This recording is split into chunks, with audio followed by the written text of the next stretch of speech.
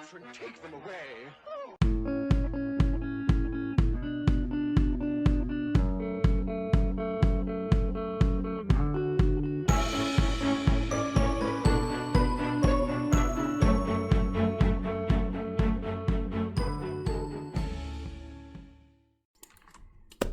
And a warm welcome to one and all.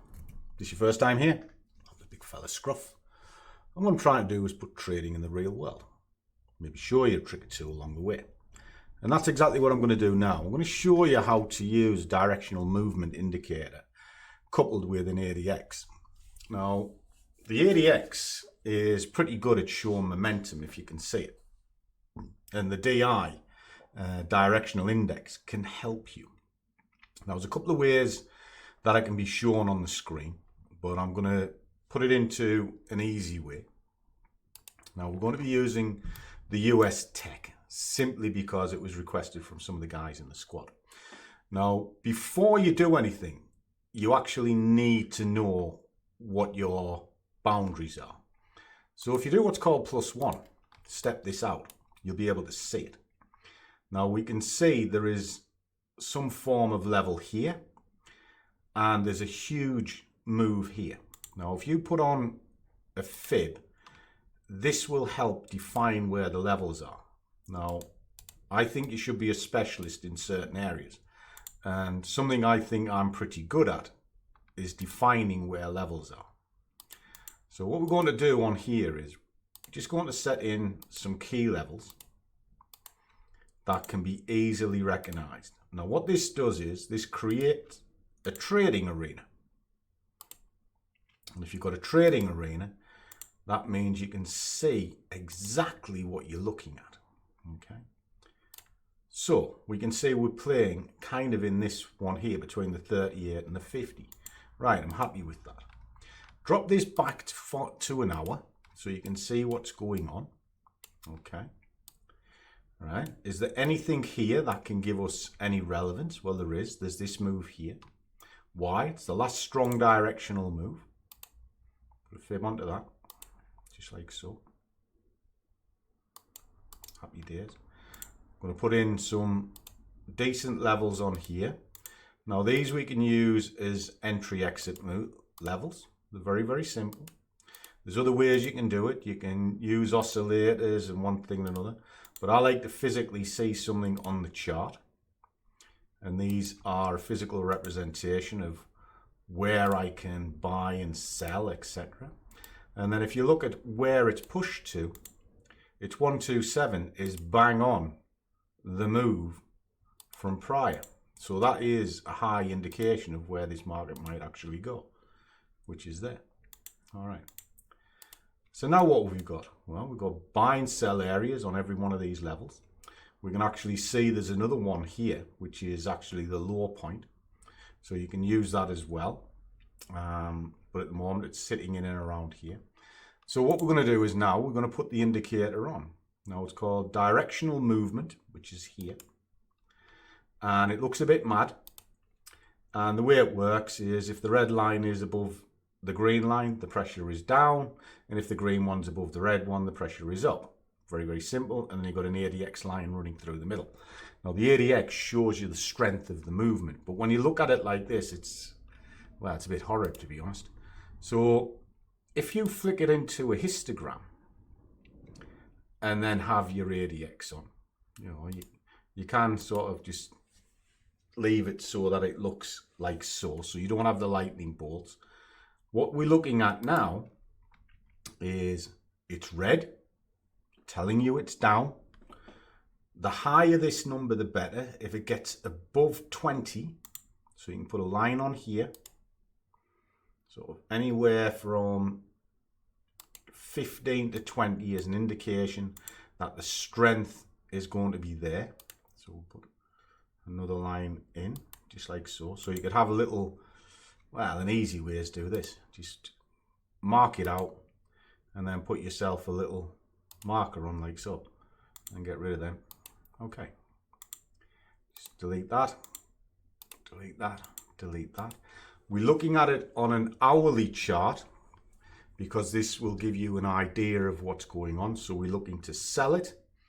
The ADX is above the barrier that we've just put in, and it's pushing into areas of attraction.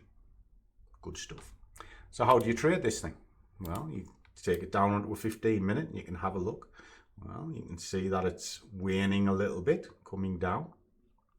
Okay, and that'll explain why it's pushing up, because the pressure's coming out. Take it to 5 minutes and we can see where we are. And now what you've got is 1, 2, 3, 4 levels that you can start looking to sort of buy. All right, we're basing this all on the hourly. So all I'm wanting to see here is nothing. I actually can switch that off, you know. So which one of these levels can be relevant? Well, 5 minutes is a bit fast for what I'm about to do, but if you put a fib on a 15-minute, high to low, just like so, we know it'll run to 50%. So this level here is valid, and that one. All right, so they're our sort of buying areas, if you like, or our selling areas. So we can sell this, get out here. We can sell that, get out here. All this sort of thing. So in fact, that's what we'll do. We'll should we? Shouldn't we? Yeah, I think we can put a little trade on. Let's have a little look, shall we? So let me just switch all of this on. Give me a second.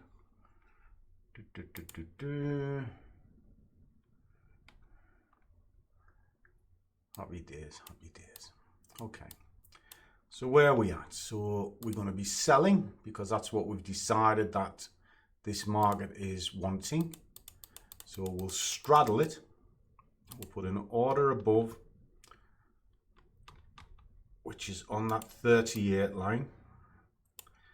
And I'm actually going to put another one on the blue line. So it can slam, and I'm going to go from the blue to there. So it's a couple of orders. Get that one in. There we go. Just like so. Right. Now, when you sandwich a trade like so, what you do is when one triggers, you cancel the other. It's that simple, because it's sitting between 2 points. So it's either going to slam down into this, pick it up, and then take the order out, or it's going to poke up, pick that, and do the same thing. Now, whichever one triggers, you then decide where your staging point is. Well, my staging point can be way up here somewhere, you know, because there's the swing, you know. Could easily come back up into these levels. So I would then average all the way up to that area. But at the moment, I've got my 2 main trigger points in. Just take them off. Job's done. It's literally as simple as that. So let's play this out, see if we get 50, 100 quid, and the big fella's going to be happy.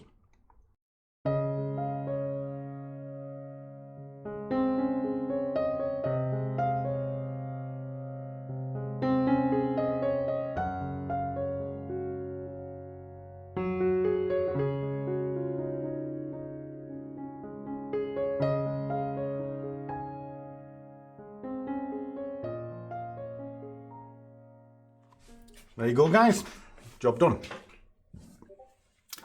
So what have we done here? Well, the first thing I did, I had a coffee. Why? Because we all know Scruffy likes it coffee, and that's knackered. But it's the end of the night, so I've decided to close things down, because it's coming on for 5 o'clock. And as you can see, what it's done exactly what I thought. It goes from level to level. It does it all the time. So the first level was here, and then we had the fib entry higher up. Now, triggered. Okay. You look at it, you watch it, you see if it's going to move. If it's not doing quite what you like, you have a secondary order put in, which is part of pound averaging or dollar cost averaging, whichever way you want to call it, based at predetermined points. That's what I put in. And then you work it from that back down to the level again.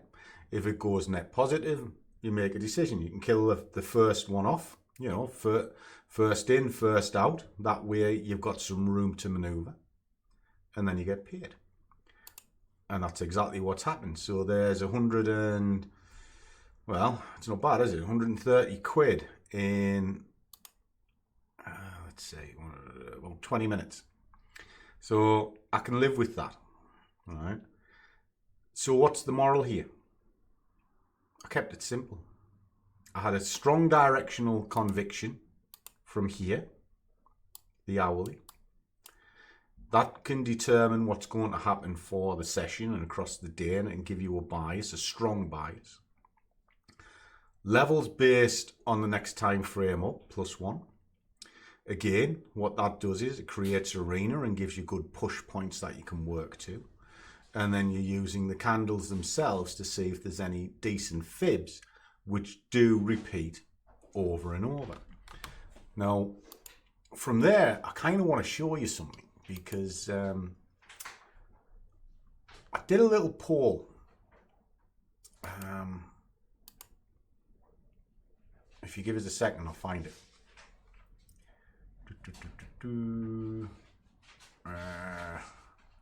There it is. Okay. All right.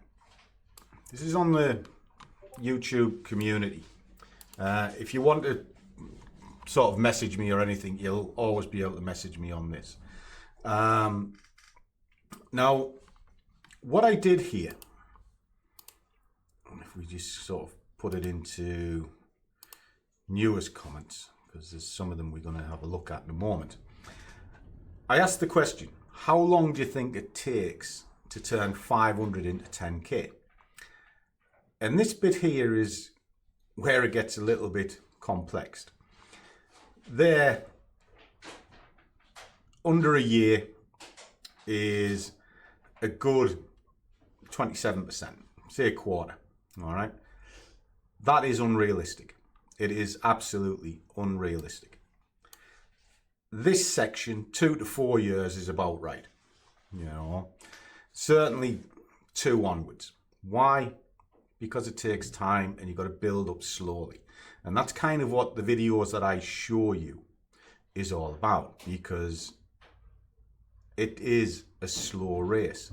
Little steps every day. If you're looking to swing the fences and make big money straight away, you're going to collapse, because you'll do well, you'll have a good spell, and then the market conditions change and boom, you're on your feet.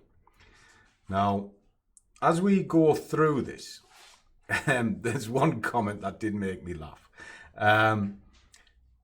Less than an hour. I think that's a little bit optimistic. 500 to 10 grand in an hour. I've done this 19 years and trust me, I couldn't do that. I really couldn't do that. About 2 years. Took me about that to get my first one. So that kind of made me laugh. But as we go through these, you'll kind of start seeing other parts. If I just sort of pull this up, there was another poll that I put out as well, which was a while back. Give us a second. Which was here. Now, this one, if I pop this one down, was, should a trader that has decent skills give those skills away for free? Well, there's nothing free in this world. And I found it quite odd that 24% said yes. Now, why have I pulled this poll up? Well, I'll show you another poll as well that I put up as well, because it has been quite fun, this actually, doing these things. So there was that one, give the skill free.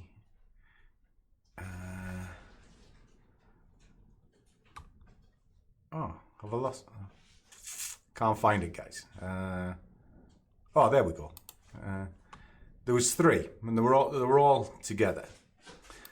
And the other one was, I asked that same question about giving your skill away free, but I worded it where it was you guys giving it free to your employer, because that's essentially what's happening.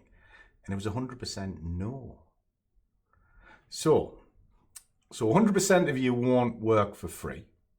Okay. 24% of you think you should get your education free. So essentially what you're doing is you're asking the trader to work for free. But then from that, the same figure, or close to it, expects to turn 500 to 10K within a year. What does that tell you? Well, what it tells me is a good 25% of traders coming in have unrealistic expectations. But not only have they got unrealistic expectations, they are also the freeloader class. They're the ones who sort of are entitled, think they should get everything for nothing, and then will kick off when it doesn't happen, almost like a spoiled child. Now, when I look at my messages and my emails, I come in on average to 10 to 15 sort of every morning. My DMs, God knows however many. And roughly 1 in 5 are not the best, shall we say. They're quite rude. They are very demanding and just a bit daft, really. So when you put a polls out like that, that kind of highlights the figures are about right. So 20-25% are clueless. They'll never make it. Which means you've got 75% that probably can. Because the thing is, trading ain't that difficult, guys. Not really. I've just shown you a very quick and easy way to identify a direction, sort out a trading arena, figure out optimum points to put your entry, and then traded it straight in front of you without coming off the camera. And I do that every single day, every day. But what's the difference between me and you? I'll let you answer that one in the comments. I'll just have a sip of coffee, just so you can pause the video, write your comment, and then we'll carry on because I'll read them. Do you know what the difference is? Nothing. I am no different than you guys. The only thing is I'm probably a little bit more experienced, but if I was to say something, I would say it's discipline. I have got more discipline than what you do because I know when to stop, and when I'm wrong, I kind of recognize it and I get out. If I'm going to dollar averaging and I'm going to fight the market, I'm actually already prepared to do it. And I've already costed that out. And again, if I'm wrong, I'll walk. I won't revenge trade. So it's all about discipline. Now, I've often said the best teacher is you. And it is, because there's only you know your pleasure points. There's only you know your pain threshold. And that's why I use my favorite quote, know thyself, it is the beginning of wisdom. And that is true. So there you go. Just a few thoughts and a few rambles of a madman. So as always, trade well, keep your risk managed, but above all, do what you love. And the money will follow. See you all in the next one.